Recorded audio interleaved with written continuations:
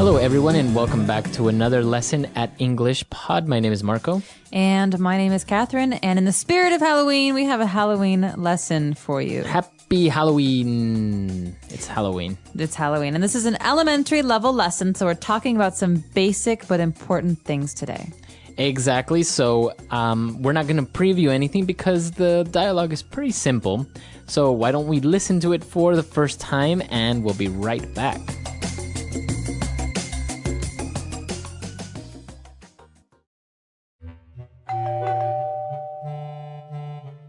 Trick or treat. Tom, aren't you a little too old to be trick-or-treating? What are you talking about? Where's your Halloween spirit? Didn't you ever dress up in a costume and go around the neighborhood trick-or-treating with your friends? Of course I did, but when I was 10, trick-or-treating is for kids. Plus, I'm sure people will think you're a kidnapper or something, running around with kids at night. Whatever. I'm going next door. I heard Mrs. Robinson is giving out big bags of M&Ms.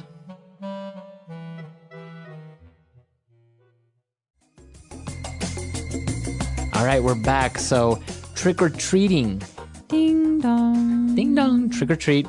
All right, so we're going to explain what trick-or-treating is just in a little bit. But before we get into it, why don't we take a look at 4 important words in language takeaway.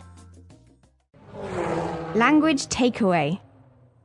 Well, the first one, Marco, is very important because it's the name of this special holiday that isn't celebrated everywhere. It's only celebrated in some places, and Americans, I think, love it above all else. Right, yeah, Halloween. Now, this actually comes from All Hallows Eve, right? That's right. So it's the night of the spirits of the dead. Right, exactly. So the Day of the Dead. And as Catherine mentions, it's celebrated in different ways in different countries, but I think probably the United States is one of the few where people dress up and go trick-or-treating and things That's like right. this. And right. Halloween is the last day of October, so October 31st. And it's a really fun holiday where mostly children dress up in costumes and they ask for candy. All right, so to dress up means to get in a costume?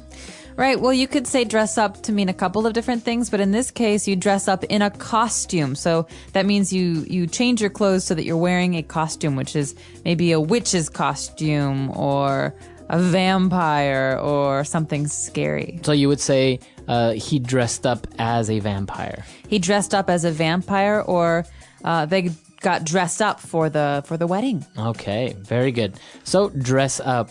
And then we have the word kidnapper.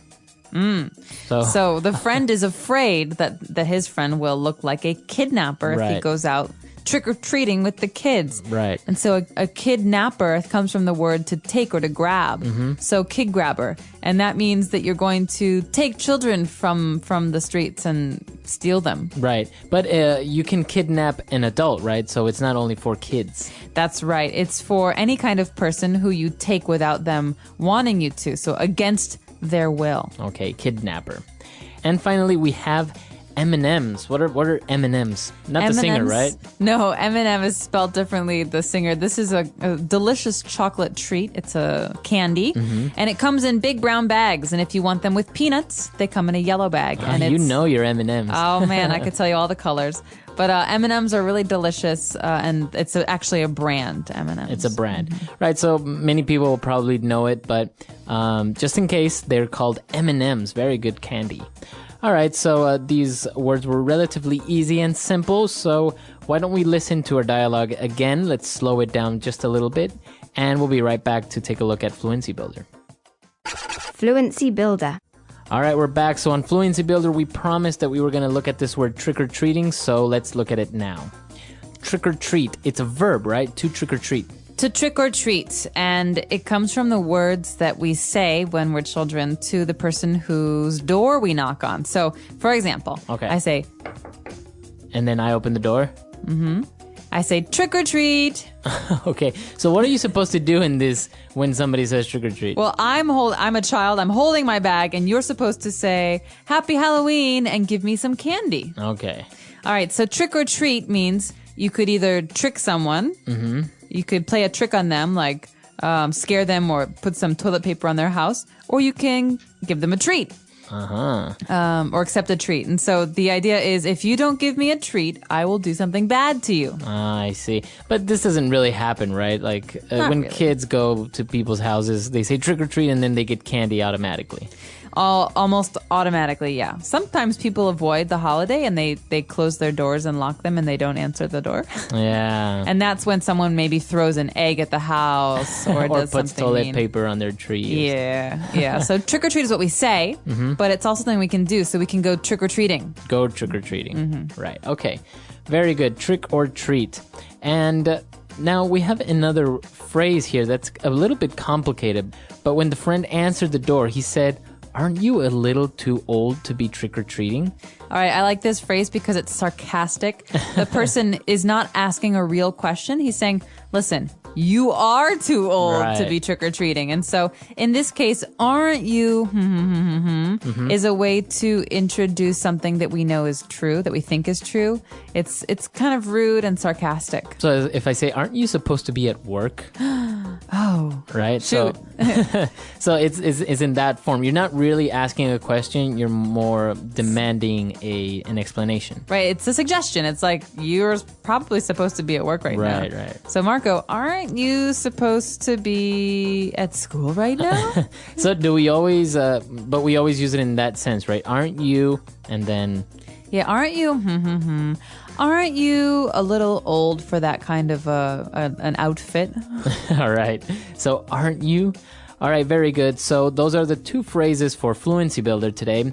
Let's listen quickly to our dialogue one more time and we'll be right back.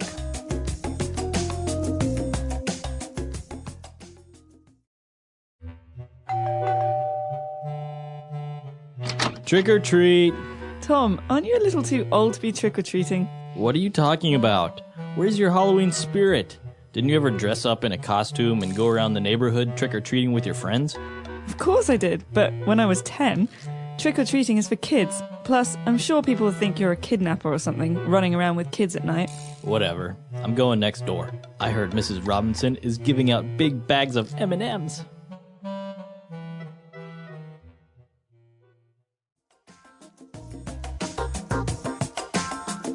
All right, so Marco, have you ever trick-or-treated? I did. I used to go trick-or-treating when I was little, and it was actually really fun. We used to have competitions about who had the most candy, I've heard about this. right? Because you don't necessarily bring a bag, you bring a pillowcase. Right. And you fill your pillowcase with candy. Now, the interesting thing is that sometimes you wouldn't necessarily only get candy from people.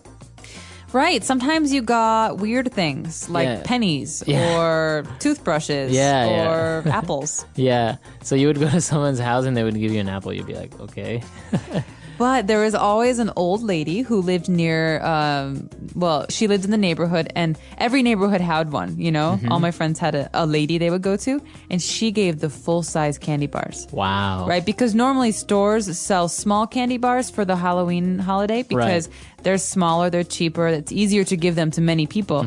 But there's always one person who has the big full-size candy bars, and everyone goes to her. Right, exactly. And actually, it's amazing how Halloween is such an important event in the States because everyone dresses up, everyone puts out decorations or pumpkins outside of their homes. They have pumpkin carving contests, which are really cool, how they carve out pumpkins. They make faces in the pumpkins, and then we can put a candle inside to Right. light it up. It's really fun. So that's called a jack-o'-lantern, right? That's right. Why is it called a jack-o'-lantern, do you know? I have no idea. It's Maybe weird. it's like a person, looks like a person's face. Maybe a jack Because a invented it. lantern is a light, you know, Right. it's like a light with a candle in it. So Yeah, it's actually it's a very fun holiday. It's really interesting, and it's kind of strange when people really oppose it because they say that it's it has to do with the devil or it's a pagan ritual and things like this. But it's just good it's fun. It's silly. Everyone likes to dress up in a costume. What was the weirdest costume that you've dressed up as an adult or a child? Because I know you've dressed up as an adult as well. I dress up every year. I was Pippi Longstockings last year. Well, as a child, one year I dressed up as an injured soldier because, like, my dad was in the military, so we always had fatigues around the house, and so I used his fatigues and I put blood on my face face and I had crutches, and people thought that I really had a broken leg. Wow. So they used to give me double. They gave me that year. They gave me double the candy because they thought, oh, here's a poor girl in crutches. And trick-or-treating. And my costume was an injured soldier, so they just didn't understand it. It's really funny. Nice. Well, we want to hear about you guys if you go trick-or-treating or if you dress up for Halloween. I know that many places around the world have parties or festivities for Halloween and people dress up. So come to our website, englishpod.com. We'll see you guys there, and we'll see you guys next time.